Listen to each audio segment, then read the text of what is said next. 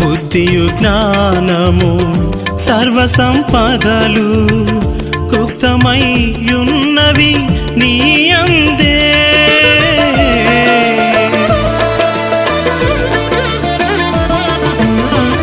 బుద్ధియు జ్ఞానము సర్వ సంపదలు గుప్తమై ఉన్నవి నీ అందే.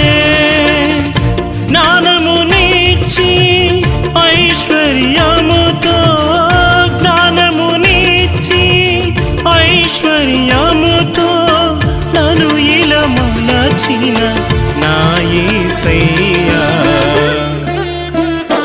యేసయ్యా నా ప్రాణం